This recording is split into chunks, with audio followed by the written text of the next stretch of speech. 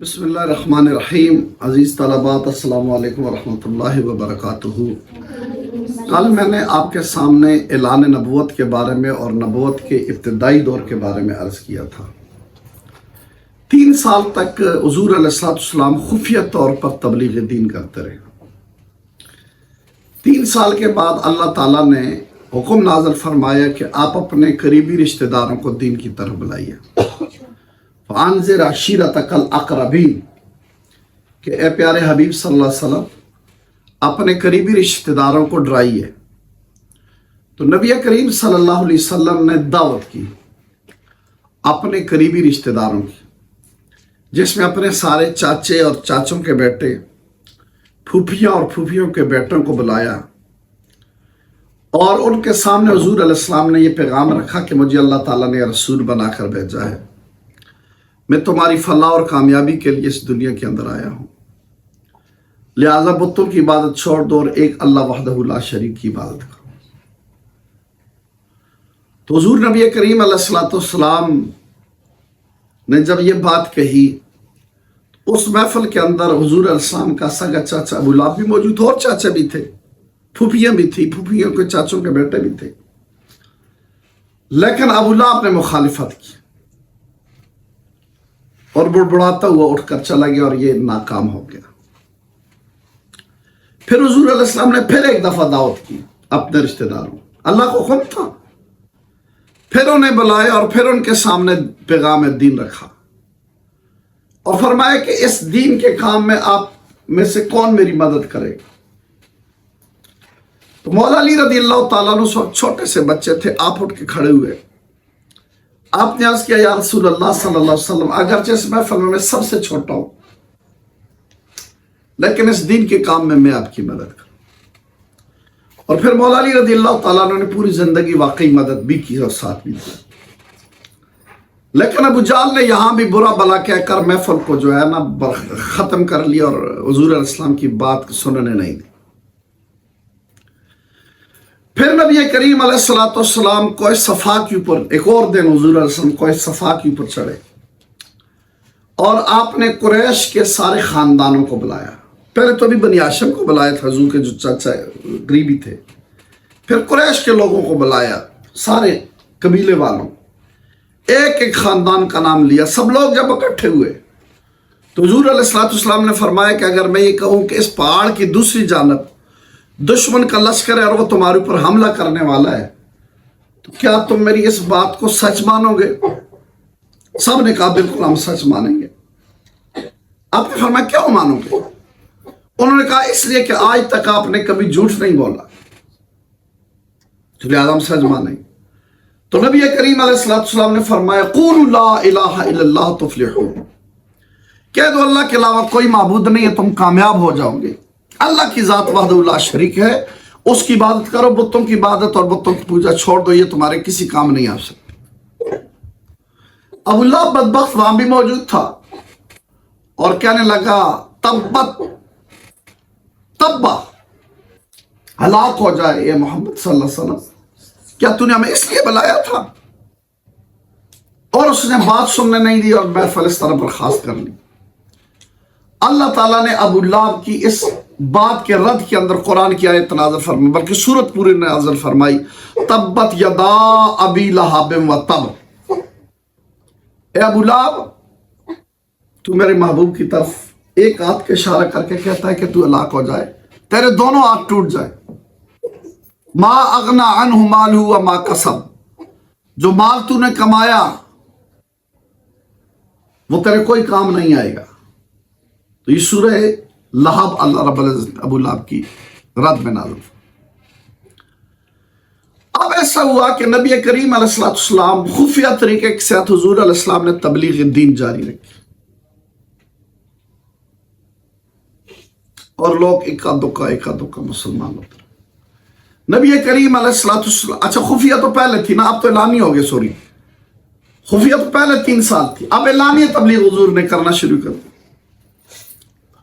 اب اس اعلانیہ تبلیغ کے بعد لوگ دشمن ہو گئے، مسلمانوں نے اپنی تبلیغ کا مرکز جو ہے دار ارقم بنا لیا۔ یہ کوہ صفا پر ایک گھر تھا حضرت ارقم رضی اللہ تعالیٰ عنہ کا، اور اس گھر کو مسلمانوں نے اپنا مرکز بنا لیا، وہاں پر جاتے، بات کرتے، بیٹھتے، میٹنگ کرتے، مشورہ کرتے اور تبلیغ دین کرتے۔ پورا مکہ خلاف ہو گیا مسلمانوں کے، اور حضور علیہ السلام کا شدید دشمن ہو گیا۔ اب مسئلہ یہ بن گیا کہ جو شخص حضور کی بات سنتا، حضور علیہ السلام کا گرویدہ ہو جاتا، حضور کی بات مان لیتا۔ مشرکین نے آپس میں مشورہ کیا کہ حج کا سیزن آ رہا ہے، لوگ باہر سے آئیں گے، حضور علیہ السلام کی بات سنیں گے، تو ان کی بات تو جو سنتا ہے ان کو ہو جاتا ہے، تو لوگ مسلمان ہو جائیں گے، تو اس کا راستہ کس طریقے کے ساتھ روکا جائے؟ تو ولید بن مغیرہ جو تھا، اس نے ایک میٹنگ بلائی، اور اس میٹنگ کے اندر سارے قریش کے سرداروں کو بلائے اور ان کے سامنے یہ رکھا حل کیسا کرتے ہیں، میٹنگ کر کے ایک فیصلہ کر لیتے ہیں اور اس پر متفق ہو جاتے ہیں، اور باہر سے جو لوگ آئیں گے ان کو وہی والی بات بتائیں گے۔ تو اس نے مشورہ کیا کہ اچھا بتاؤ کہ لوگ جو آئیں انہیں ہم کیا کہ حضور کیا ہے؟ ایک شخص نے کہا ہم کہیں کہ حضور علیہ السلام نعوذ باللہ پاگل ہے۔ اس نے کہا ہم تو پاگل کہہ دیں گے، لیکن لوگ جب بات سنیں گے تو وہ پاگلوں جیسی باتیں کرتے ہیں، ان کی باتیں تو بہت سمجھداری اور دانائی والی ہوں گی، تو ہماری اس بات کو کوئی بندہ نہیں مانے گا۔ ایک اور نے کہا ہم کیا یہ کائن ہے، تو ولید نے کہا کائن تو بیہودہ باتیں کرتے ہیں، جھوٹ موٹ مڑ لا کر کرتے ہیں، تو یہ انہوں نے تو کبھی جھوٹ بولا ہی نہیں ہے، تو ہماری اس بات کو بھی کوئی نہیں مانے گا۔ ایک اور نے کہا ہم کہیں گے جی حضور شاعر ہیں۔ اس نے کہا جی شاعر تو ہم کہہ دیں گے، لیکن شاعر کا جو کلام ہوتا ہے جھوٹ کا پلندہ ہوتا ہے، اور حضور نبی کریم علیہ السلام جو گفتگو کرتے، حضور علیہ السلام کی گفتگو تو اتنی بہترین ہوتی ہے، کون اسے شاعر مانے گا؟ ایک اور بندے نے کہا کہ چلو جی ہم کہہ دیں گے کہ وہ جادوگر ہے۔ اس نے کہا کیا جادوگر حضور جیسے ہوتے ہیں؟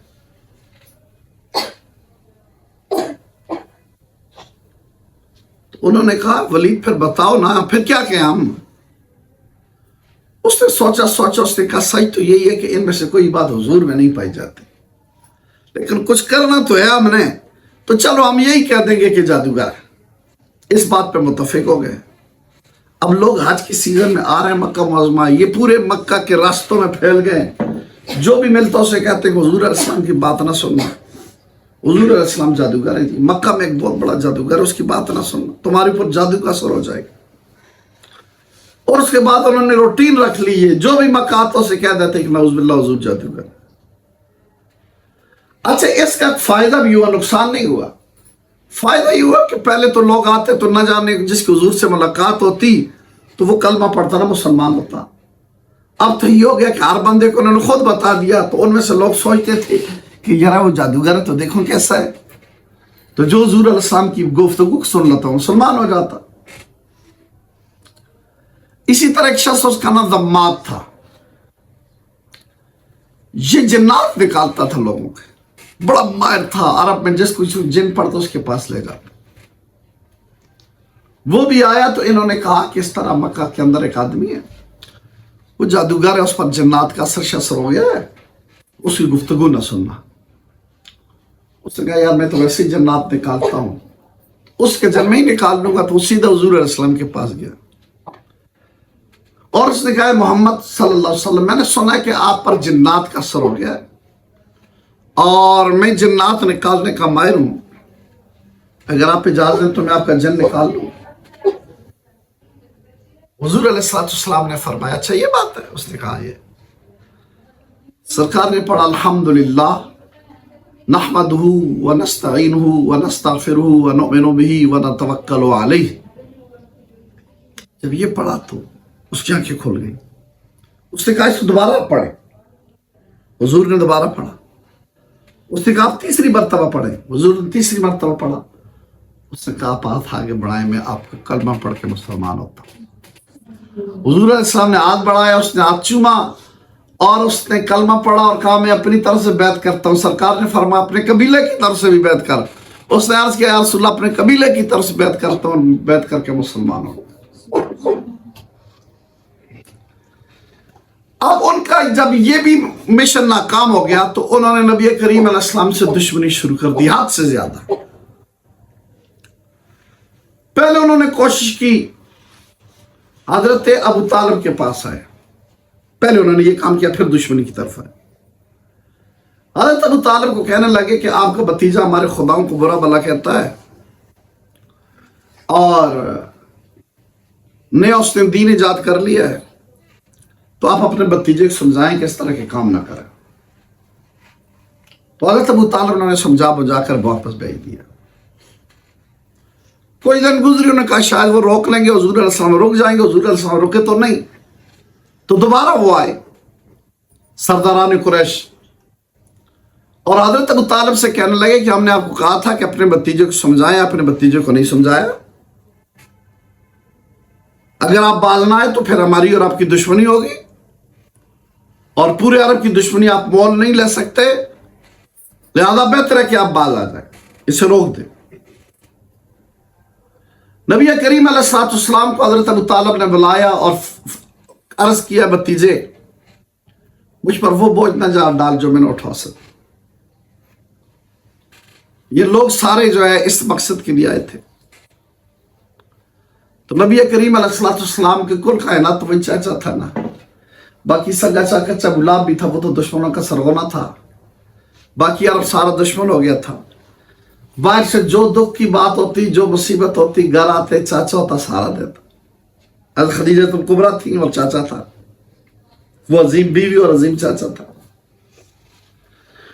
تو نبی کریم صلی اللہ علیہ وسلم نے جب سنا دیکھا کہ وہ چاچا بھی ساتھ چھوڑ رہا ہے، تو نبی علیہ السلام نے فرمایا اے چاچا جان، اگر یہ لوگ میرے دائیں ہاتھ پہ سورج اور بائیں ہاتھ پہ چاند رکھ لیں اور پھر بھی کہیں کہ اس راستے کو چھوڑ دو تو اللہ کی قسم میں نہیں چھوڑوں گا۔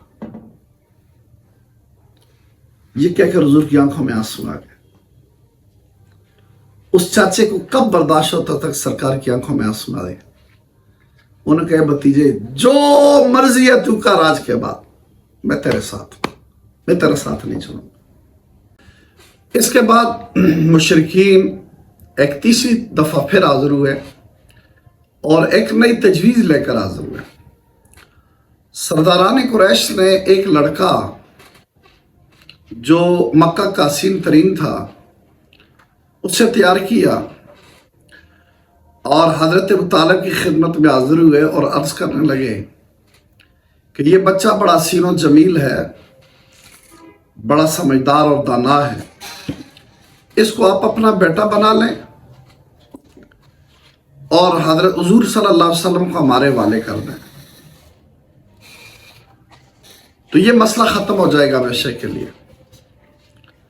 حضرت ابو طالب نے فرمایا سبحان اللہ، کیا تم نے تجویز دی ہے؟ یہ تو انتہائی احمقانہ تجویز تم نے دی ہے کہ تمہارے بچے کو میں اپنا اولاد بنا لوں، اسے پالوں پوسوں، اس کی خدمت کروں، کھلاؤں پلاؤں اور اپنا بیٹا تمہیں دے دوں اور تم اس سے قتل کر لو۔ آپ انہوں نے برا بھلا کہہ کر انہیں وہاں سے الوداع کر لیا۔ اس طرح انہوں نے صلح کی جو کوششیں اپنے طور پر کی تھی وہ بھی ناکام ہو گئی اور وہ کھل کر حضور نبی کریم علیہ السلام کے دشمن بن گئے، جس کا ذکر انشاءاللہ العزیز کل میں آپ کے سامنے عرض کروں گا۔